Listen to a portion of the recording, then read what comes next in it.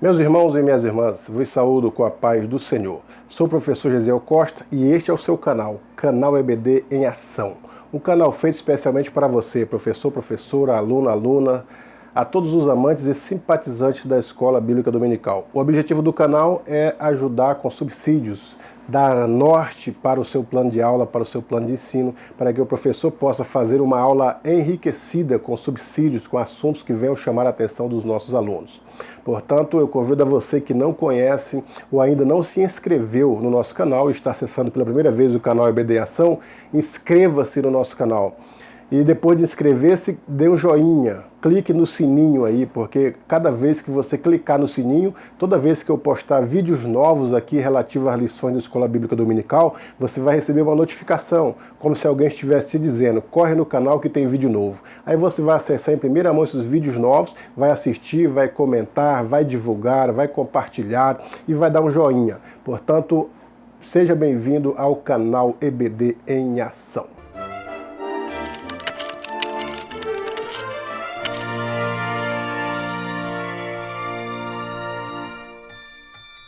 A lição de hoje, a lição de número 3, datada do dia 19 de julho de 2020, com o título Vivendo com Alegria e Esperança em Meio à Crise. O texto do dia está em Romanos 12:12. Alegrai-vos na esperança, sede pacientes na tribulação, perseverai em oração. O primeiro tópico ele tem o título de Resistindo ao Dia Mau. E nós aprendemos com Pedro, conforme o texto do dia está dizendo aqui, em 1 Pedro, capítulo 1, versículo 3 a 8, tem um versículo que ele se destaca, como se fosse o versículo-chave do texto bíblico, quando Pedro ele diz assim, em que vós grandemente vos alegrais, ainda que agora importa, sendo necessário que estejais por um pouco contristados com várias tentações. Então ele está dizendo para a igreja, está escrevendo para a igreja, que por mais que os irmãos na igreja estejam vivendo tempos de tribulação, de tristezas, como ele está dizendo, ele explica qual o motivo da igreja estar vivendo esse período de crise, de tristeza. Ele fala assim, para que a prova da vossa fé, muito mais preciosa do que o ouro, que perece e é provado pelo fogo, se acha em louvor e honra e glória na revelação de Jesus Cristo. Então ele faz um paralelo da fé com o ouro. E ele diz que o ouro ele é purificado pelo fogo. Como também a nossa fé é purificada pelo fogo, seja o fogo da crise, seja o fogo da tribulação. Porque a lição ela vem no momento propício, quando o título diz assim, vivendo com alegria e esperança em meio à crise. Que crise? Hoje nós estamos vivendo momentos de crise. A crise financeira, crise espiritual, crise familiar, crise política, uma série de crises no mundo, principalmente a crise na saúde, que é através desta pandemia, o mundo está em crise, seja a saúde pública ou particular, por estarem superlotadas, as pessoas estão vivendo esse momento de crise na saúde. Então, Pedro está dizendo-nos qual o motivo de Cristo permitir-nos passar por esses momentos difíceis, para que a nossa fé, mais preciosa do que o ouro que é provado pelo fogo, ela também é provada com esses momentos de tristezas, de angústia, de crises. E ele explica por que a nossa fé cristã ela é provada por esses fatores. Ele diz assim, para que ela se ache em louvor e honra e glória na revelação de Jesus Cristo.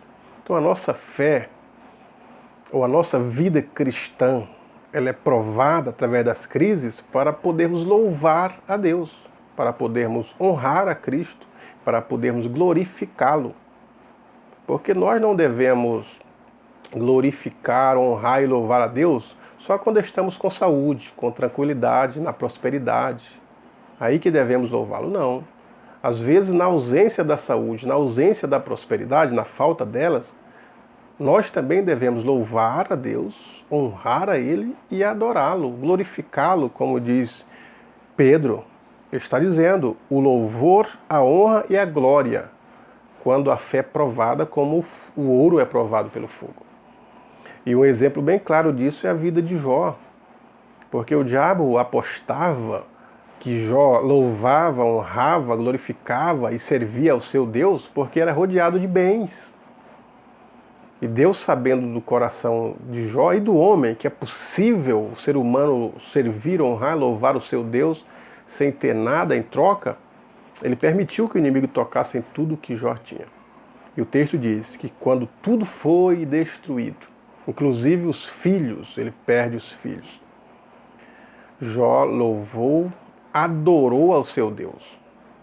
Depois o diabo achou que era porque ele ainda tinha saúde, dormia com tranquilidade, que ele servia e adorava a Deus.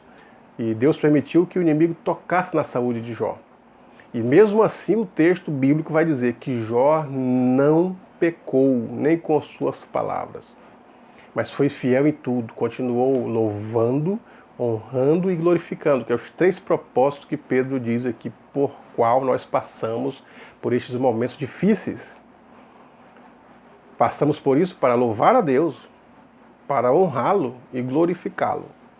E assim foi com Jó. Ele consegue, mesmo sem saúde, não pecar, mas louvar, honrar e glorificar o seu Deus. São lições para a nossa vida, porque há pessoas que, por menos, estão pecando em palavras.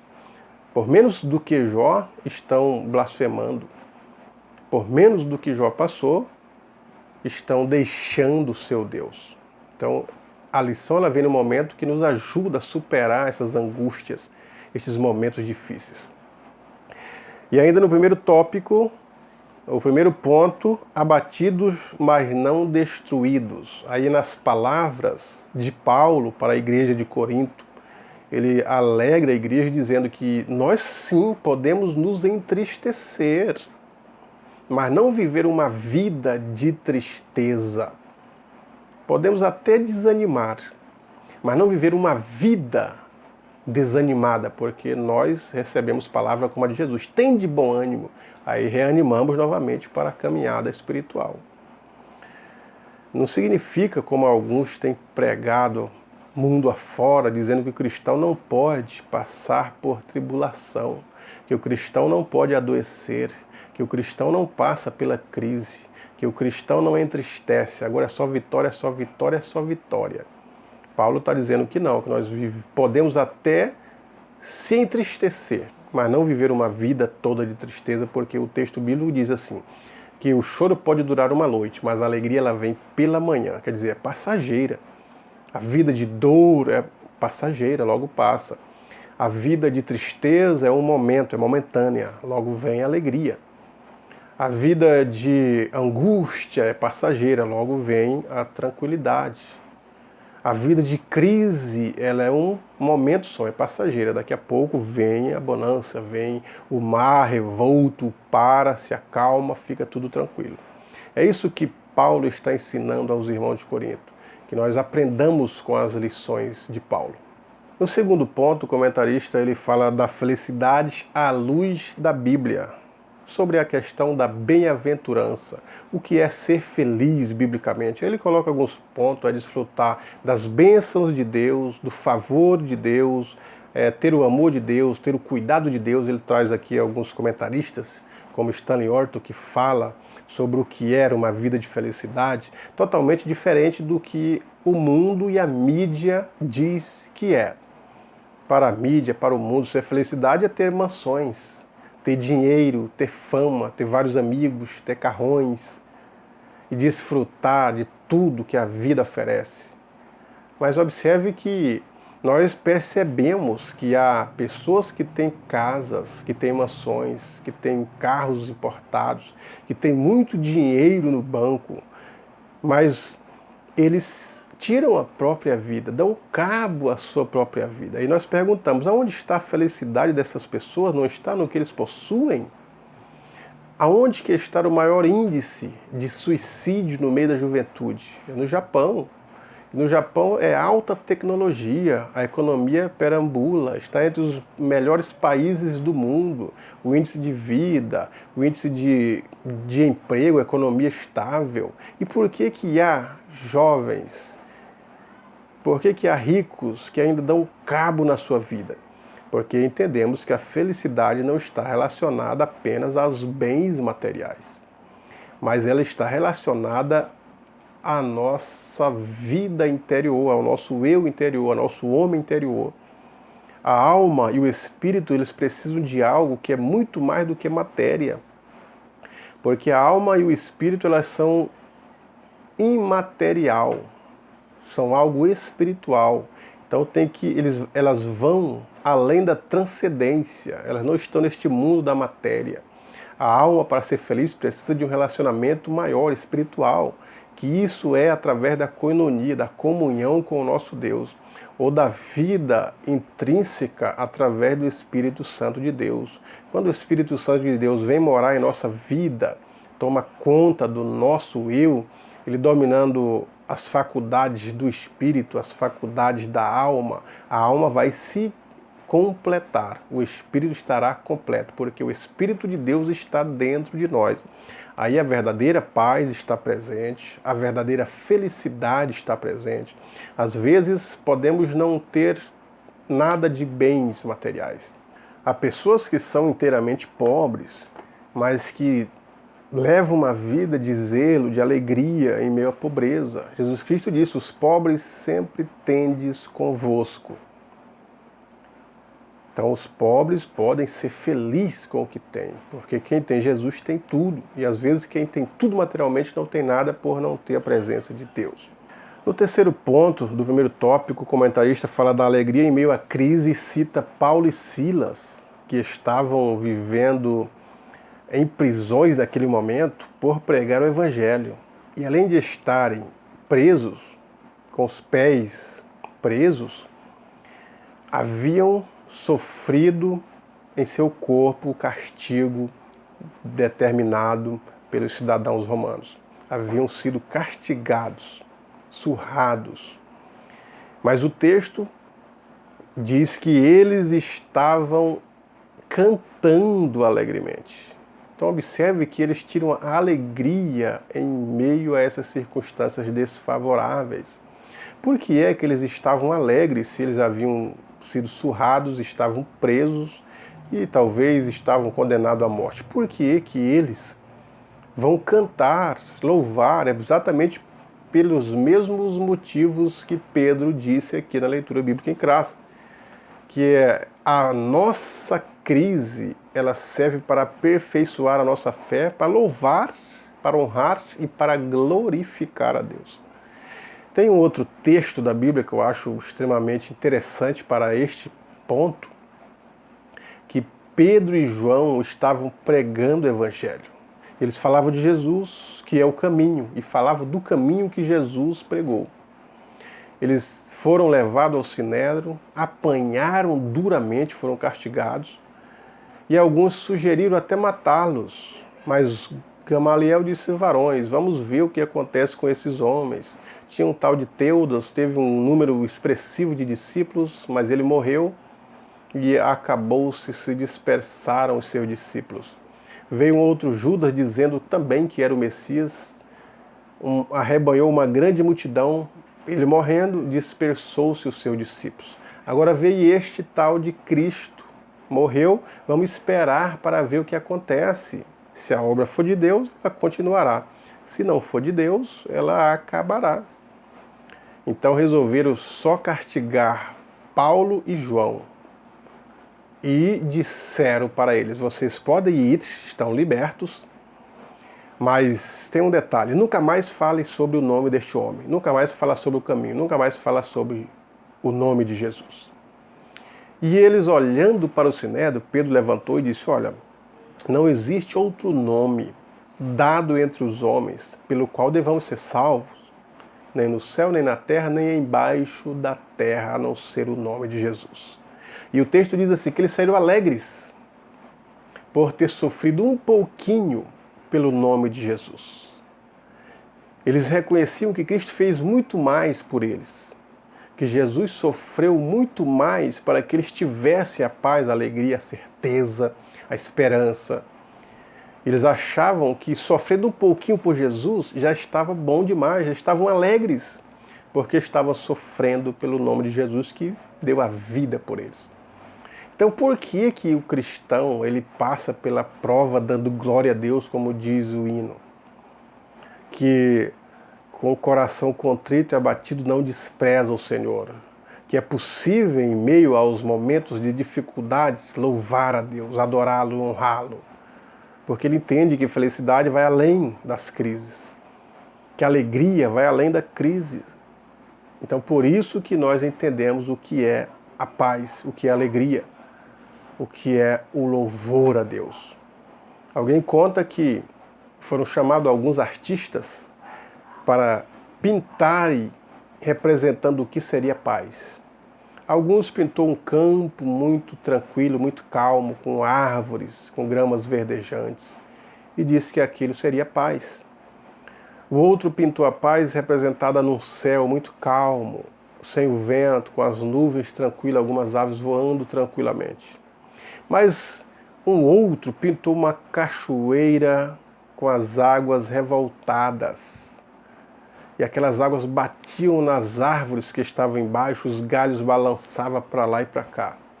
E num dos galhos eles prestaram atenção que havia um passarinho, que ele não se incomodava com a força da água e nem com o balançar do galho, mas ele tranquilo ali cantava e regozijava alegremente. E alguém viu aquilo e disse: aonde que está a paz aí, se as cachoeiras, as águas estão violentamente representando a agressão? O vento da cachoeira balançando os galhos representam algo revolto. Aonde está a paz? Ele diz: está no pássaro.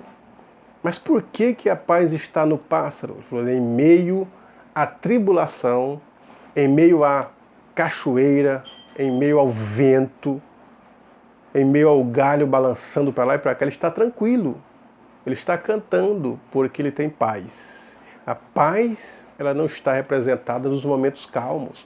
A paz pode vir no momento de crise, como Davi estava cercado para ser morto com os exércitos de Saul, e ele na caverna de Adulão, rodeado pelos párias da sociedade. Ele disse: em paz me deitarei e dormirei, porque só tu, Senhor, és a minha verdadeira segurança. A paz estava com Davi. Qualquer um estava desesperado, porque sabia que poderia ser pego a qualquer momento. Mas ele estava com a paz em Cristo, porque sabia que Deus livra. Então, nos momentos difíceis, nos momentos de tribulação, nos momentos de crise, nós nos alegramos. Nós temos paz e ainda temos a esperança porque sabemos a quem servimos. O segundo tópico, esperança em meio às crises. E o primeiro ponto do segundo tópico, esperança que não se abala. E a Bíblia já começa dizendo assim: a esperança que se vê não é esperança. Mas aonde que estamos vendo esperança? No mundo. Mundo de promessas, promessas de político, promessa de melhorias, promessa nos estudos, na educação, na medicina, na ciência. E isso não é esperança. Por isso que a Bíblia diz: a esperança que se vê não é esperança. A esperança ela está em Cristo Jesus. E um dos textos que o comentarista da lição traz é Romanos capítulo 5, quando ele diz assim, que a tribulação produz a paciência, e a paciência produz a experiência, e a experiência produz a esperança. E a esperança não traz confusão, porque o amor de Deus está derramado em nosso coração. Observe a esperança através da tribulação que produz paciência. Nos momentos de tribulação aprendemos a ser pacientes, porque nem sempre Deus responde de pronto e acabado. Às vezes a resposta de Deus é sim, às vezes a resposta de Deus é não, às vezes ele fica em silêncio e precisamos de paciência para entrar na vontade dele e saber quais são os propósitos dele para a nossa vida. Mas o certo é que não estamos isentos de tribulação. Quando ouvirmos alguém falando que o cristão não passa pela enfermidade, pela tribulação, pela crise, vamos olhar o que a Bíblia diz, que Paulo está dizendo, que a tribulação produz alguma coisa. Então o cristão passa sim por esses momentos, mas em vez de ele reclamar, de murmurar, ele tira experiências em detrimento da tribulação. Ele aprende com isso e a esperança ela aumenta, porque nós esperamos em Deus, não neste mundo, esperamos em Cristo, nosso Senhor. A palavra de Deus é fonte de esperança, o segundo ponto do segundo tópico. Aí nós vemos por que a palavra de Deus é esperança. Porque Cristo libertou, Ele trouxe curas para quem era cego, para quem era mudo, para quem estava desenganado como a mulher do fluxo de sangue. Ele curou-a, trouxe esperança para a mulher samaritana, trouxe esperança para a mulher adúltera de João 8, curou o cego Bartimeu, falou da esperança, falou do futuro, falou do porvir, através das palavras de Cristo que ficaram expressas no Evangelho. O Evangelho ele é a fonte da esperança. Então, quando nós estivermos nestes momentos de crise, é interessante conhecer a palavra de Deus. Quando estivermos nestes momentos de desolação, de angústia, de isolamento, é sempre bom você ter na mão a palavra de Deus. Leiamos a palavra de Deus.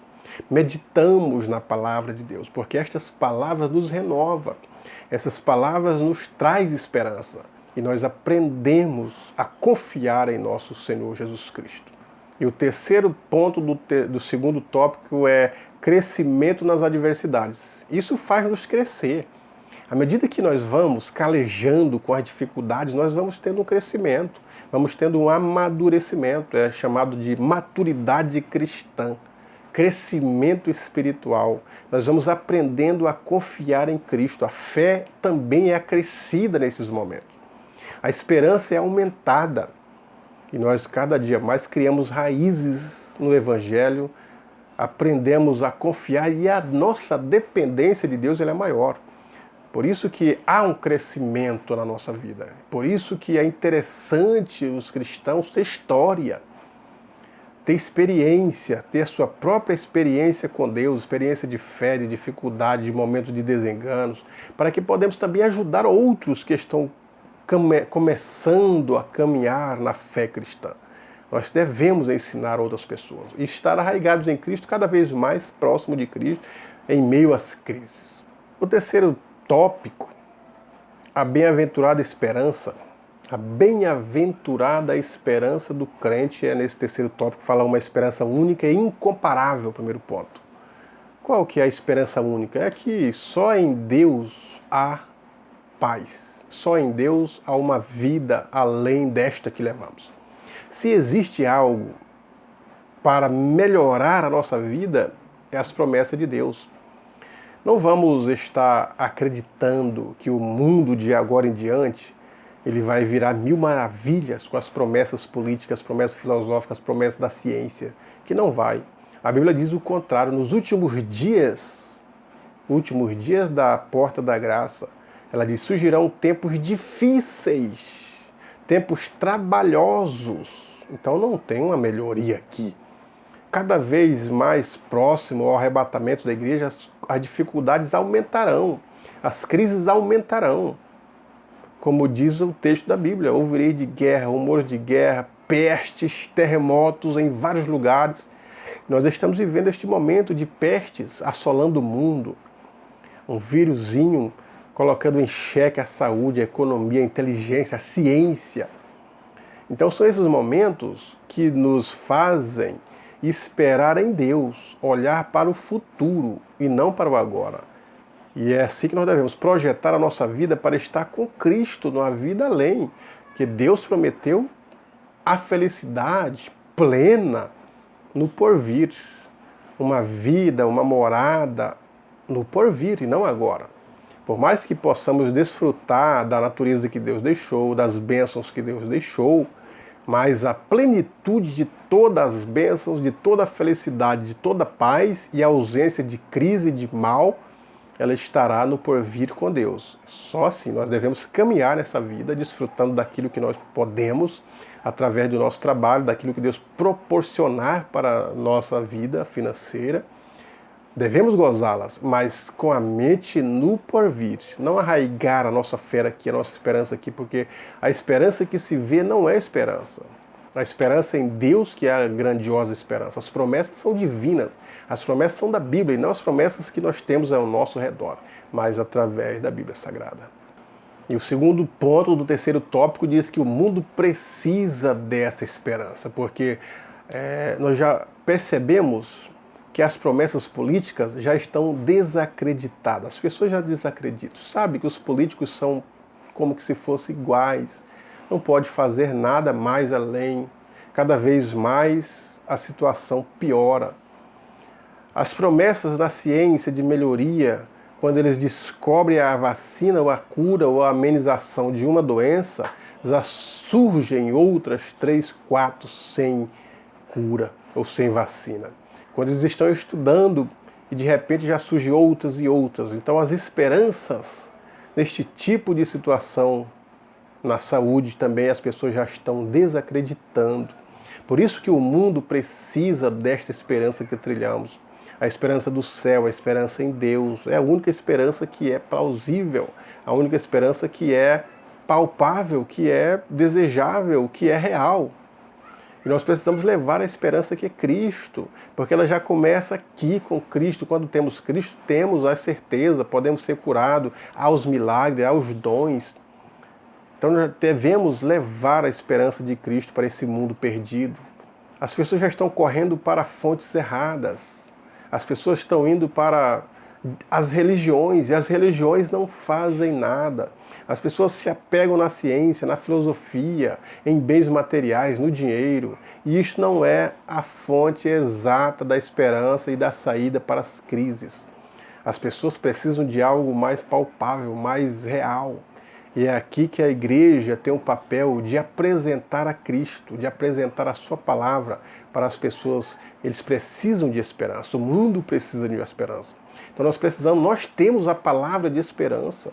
Aquilo que os discípulos disseram para Jesus é verdade. Para onde iremos nós? Só tu tens as palavras de vida eterna. Nós temos ouvido e temos crido. Para onde iremos nós? Para onde o mundo irá buscar uma esperança? Não há outra fonte. Não há outro nome dado entre os homens pelo qual devamos ser salvos, a não ser o nome de Jesus. Então vamos, através da palavra, apresentar Cristo, mostrar a nossa vida. Não precisa muito, mostra como nós éramos, quem éramos e quem somos hoje. Vamos dar o nosso testemunho da mudança. Porque foi assim no passado, as pessoas olhavam e diziam, quem te curou? Eles diziam, eu não sei a forma que me curou, só sei que Jesus me curou e eu era cego e agora não sou, eu era endemoniado, agora não sou, eu era uma prostituta, agora não sou. Sou uma nova criatura, já é um grande testemunho de esperança. O mundo pode olhar para a igreja e ver que há em nós uma mudança, uma transformação, uma regeneração e dizer, eu quero isto. E nós então podemos fazer o apelo para que eles aceitem essa esperança, a esperança de Jesus Cristo. E o último ponto do terceiro tópico é sendo diligentes na esperança. Como ser diligentes na esperança? Viver a esperança. Mostrar que estamos com o trunfo certo, mostrar que estamos no caminho certo, ter a certeza disso. Muitas pessoas precisam ter a certeza até da sua salvação. E o cristão precisa ter certeza da salvação, ter certeza que está no caminho certo, certeza que a Bíblia é verdade. E ele só pode ter a certeza quando ele olha que as profecias que a Bíblia disse que cumpriria, cumpriram-se todas cabalmente. E aquilo que a Bíblia diz que irá cumprir, ela está sendo cumprida a partir de hoje. Então a Bíblia tem muitas profecias cumpridas, muitas promessas cumpridas, muitas palavras que foram ditas no passado que já se cumpriram. É a única fonte de esperança, de certeza. É o livro mais lido. E a nossa fé está arraigada na Bíblia, que é a nossa regra de fé e de prática. Nós precisamos, neste momento de crise, estar com os olhos na Bíblia. Não olhando os noticiários. Tem pessoas que cada vez mais que olham as notícias, fica mal. Cada vez mais que ele olha ao seu redor, não vê saída, ele se desespera. Cada vez mais que ele olha a situação dos seus semelhantes perecendo, muitas pessoas conhecidas estão morrendo, outras estão desenganadas. O vírus atacando a tudo e a todas, as pessoas em casa, alguns entrando em depressão e ansiedade. Mas o cristão, ele olha para a Bíblia e ele não se desespera. Ele olha para a Bíblia e percebe que há promessas para ele, que há uma saída. E que a saída é permanecer em Cristo, lendo as Escrituras, olhando para as promessas que Cristo fez para a igreja e estar fundamentados nela. E assim nós vamos viver uma vida de tranquilidade, dormir em paz, acordar em paz, trilhar o caminho da esperança. Portanto, meu irmão e minha irmã, que esta lição seja um baluarte para a sua vida, que esta lição arraigue em seu coração, que esta lição possa penetrar na sua vida, tirar a tristeza, tirar o desespero, a angústia, e vir como um momento de alegria, um bálsamo para a sua vida, e que a partir dela você possa falar também dessas palavras que te atingiram a outras pessoas que estão procurando uma palavra, um consolo, uma saída. E Deus te usará através dessas lições maravilhosas, que elas não vieram à tona, elas vieram com um propósito. E Deus tem um propósito de falar com a sua igreja através da sua palavra, principalmente com as lições bíblicas. Deus em Cristo te abençoe. Uma boa aula para você.